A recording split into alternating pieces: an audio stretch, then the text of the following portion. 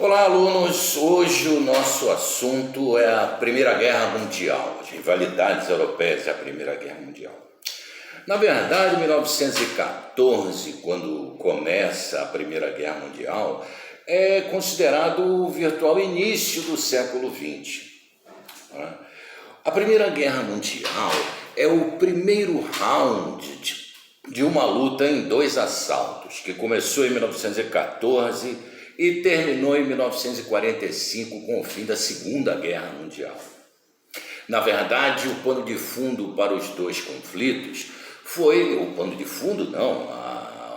objeto de disputa entre as potências em conflito, tanto na Primeira quanto na Segunda Guerra, era a hegemonia do mundo capitalista, o controle do mercado mundial. A verdade é essa, desde que em 1850, 70, as potências imperialistas da Europa, principalmente a França e a Inglaterra, a princípio, começaram a expansão colonialista, impondo sua dominação econômica ao mundo inteiro, que iniciou-se uma competição entre os oligopólios, os grandes truques econômicos dos diversos países, usando os seus estados nacionais para disputar esse mercado mundial. E isso levou ao quê? A uma situação de tensão e conflito.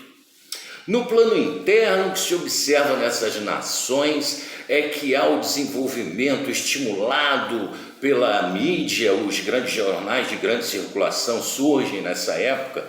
O primeiro grande jornal de circulação extensa é Daily Mail na Inglaterra em 1900, e na Segunda Guerra isso ganha o apoio do rádio e do cinema usado em larga escala para a difusão de uma cultura extremamente nacionalista e xenófoba, de ódio ao estrangeiro.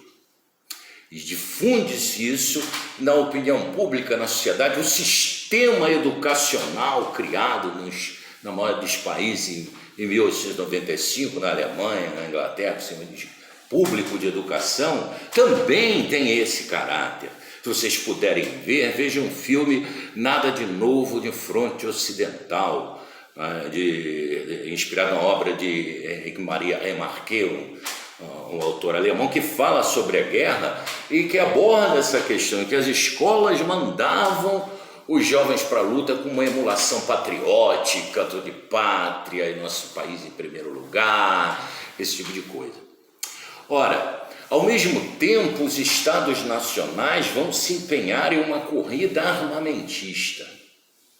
A corrida naval, a cada ano os países competiam por lançar uma tonelagem maior de navios e seus exércitos eram incrementados. Na Alemanha, o serviço militar era extremamente extenso, quase todo mundo estava no exército. Quando começou a guerra, tinha mais de 1 milhão de soldados em condição de combater imediatamente. Então, há um esforço muito grande das forças econômicas e políticas, né? Muito embora há de se notar que as forças dos partidos socialistas, a partido sempre teve uma postura de combater a guerra. Inclusive a Itália não entrou na guerra em 1914 porque a pressão dos socialistas, dos comunistas e da opinião pública impediu que o rei Vítor Emanuel entrasse na guerra junto com os seus aliados, Áustria e Alemanha. Mas todas as forças políticas ansiavam pela guerra. Quando a guerra começou em 1914, pasmem, os soldados e as famílias, os sinos repicavam na Europa inteira. Os soldados iam para a guerra felizes da vida, acionando bandeirinhas, entrando nos trens para irem para um verdadeiro matadouro, que foi a Primeira Guerra Mundial, em grande alegria. Então criaram-se as condições para a guerra. Foram formando-se blocos de aliança. O primeiro bloco de aliança óbvio foi o franco-britânico. França e Inglaterra se viram ameaçados pela emergência da Alemanha, que chegou tardiamente na corrida às colônias e queria o seu lugar no mundo. A esse quadro somou-se a Itália, que também se via prejudicada e pretendia uma melhor divisão do bolo colonial, tinha pretensões de expansão de suas colônias no norte da África, principalmente, né? E aí somou-se um conflito entre as duas grandes potências ainda reminiscentes do antigo regime, o Império Austro-Húngaro e a Rússia czarista, que tinha uma rivalidade tremenda em torno da preponderância sobre a região da Europa Oriental e da Península Balcânica, que foi onde começou a guerra, em Sarajevo, na fronteira da Sérvia com o Império Austro-Húngaro. O herdeiro do Império Austro-Húngaro foi assassinado. O assassínio foi atribuído a nacionalistas sérvios que queriam se separar do Império.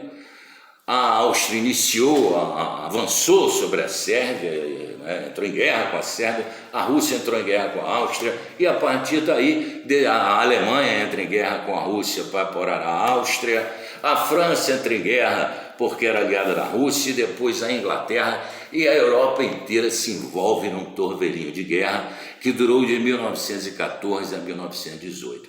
Essa Primeira Guerra Mundial, ela mudou tudo no mundo, porque ela trouxe para a sociedade, para a civilização humana, o conceito de guerra total. Até então, a guerra era coisa dos militares. Em 1870, os alemães venceram o exército francês em Sedan, na Guerra Franco-Prussiana, e a maioria da população de Paris soube do resultado da guerra de manhã pelos jornais, vendo e perdemos a guerra, Sedan é pertinho de Paris. A partir de 1914, não. Surgiu o conceito de guerra total. Guerra total em quê? Que foi, inclusive, exacerbada no segundo round, né? na Segunda Guerra Mundial. Guerra total é aquela em que todos os recursos econômicos e demográficos da nação são canalizados para o esforço de guerra. Cidades foram destruídas completamente nos países, várias áreas devastadas e saqueadas. Houve uma mudança enorme na sociedade. Por exemplo, as mulheres entraram muito mais no mercado de trabalho, naturalmente, porque os homens iam para o matadouro, iam para o campo de luta, né? E as mulheres foram chamadas ao trabalho. As sociedades passaram a viver com mudanças importantes na produção. Aquelas fábricas que FAF, que fazia máquina de costura, parou de fazer máquina de costura para fazer metralhadora. É mais ou menos o mesmo negócio, né? Ora, então houve uma mudança muito grande na produção, nos padrões de consumo. Todos foram submetidos a sistemas de racionamento, porque a Inglaterra tinha problema com os submarinos alemães, afundavam lá os seus navios, e a Alemanha estava cercada. Em volta dos seus mares ali tinha a esquadra inglesa. Ora, então esta guerra mudou não só a vida dos civis, né, como teve o poder de destroçar as economias. A guerra, na verdade, não foi decidida no campo de batalha. Não, de modo algum. A guerra foi decidida pela capacidade econômica, moral e humana dos beligerantes. Vou mostrar para vocês aqui. Esse aqui é um mapa histórico, tem ali na biblioteca de vocês vão poder consultar quando quiserem. Isso aqui coloca mais ou menos o que foi, deixa eu botar mais perto para vocês, o que foi a frente de guerra. De um lado, aqui na fronteira entre a França e a Alemanha, se estendeu uma linha de trincheiras daqui do Canal da Mancha até até a fronteira da Suíça.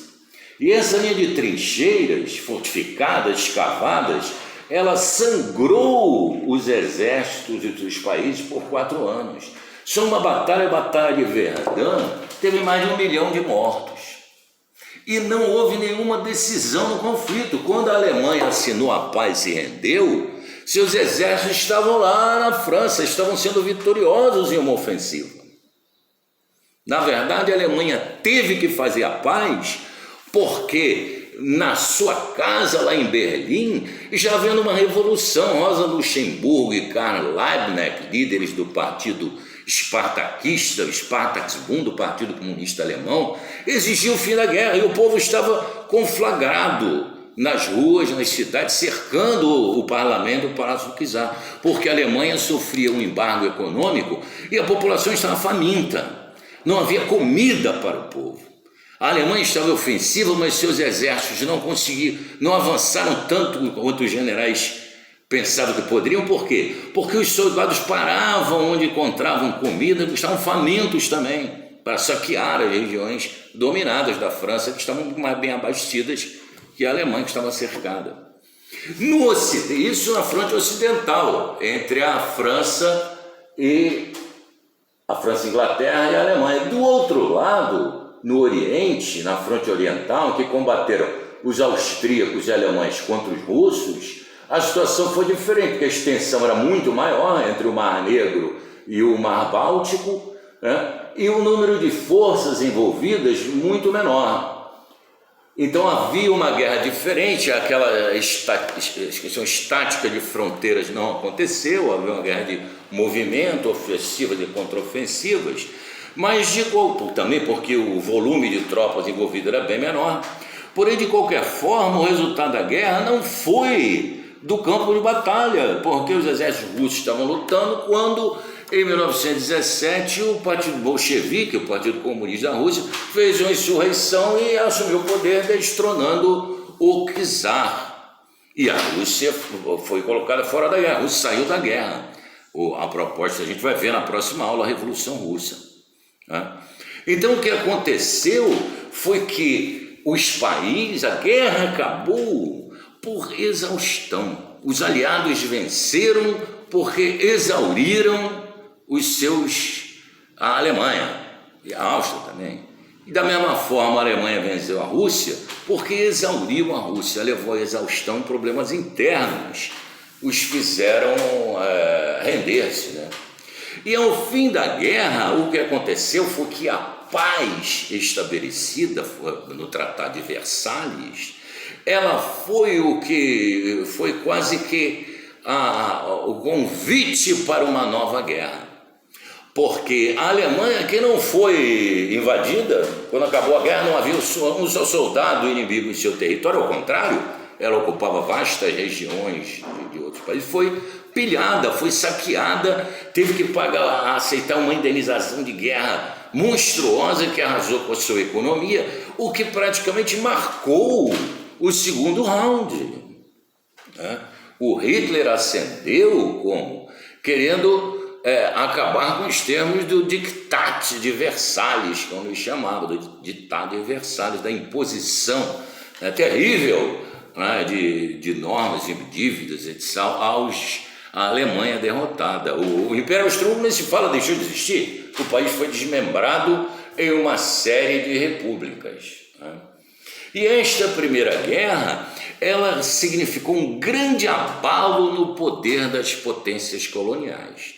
Primeiro porque se enfraqueceram e suas colônias, como veja a Índia, na colônia da Inglaterra, e várias outras guerras coloniais começaram a surgir. Entendeu? Houve um enfraquecimento, um movimento de descolonização da Ásia e África começou a se manifestar, começou a aparecer, tomaria muita força depois da Segunda Guerra, mas já apareceu e as potências ficaram enfraquecidas. Surgiu os Estados Unidos como um player de verdade. Até então, os Estados Unidos eram um capitalismo secundário. A expansão imperialista dele era ali no Caribe, com a República de Banana, Havaí, Filipinas, coisa muito secundária. E surgiu os Estados Unidos como player. E surgiu também o Japão como player, também ambicionando uma projeção colonial após a sua industrialização. Então, o segundo round, a Segunda Guerra, já estava marcada no final da guerra em 1918. E o fator muito importante também, que nós vamos abordar na nossa próxima aula, que tem consequências muito grandes e maiores ainda depois da Segunda Guerra, depois do segundo round, foi o surgimento da União Soviética. Uma novidade, o primeiro país socialista do mundo que vai viver uma experiência até então desconhecida e vai, a sua extensão russa é um país enorme, muito poderoso, né? E vai modificar tremendamente o jogo da geopolítica internacional. Tá? Na próxima aula nós vamos estudar então essa Revolução Russa. Um abraço.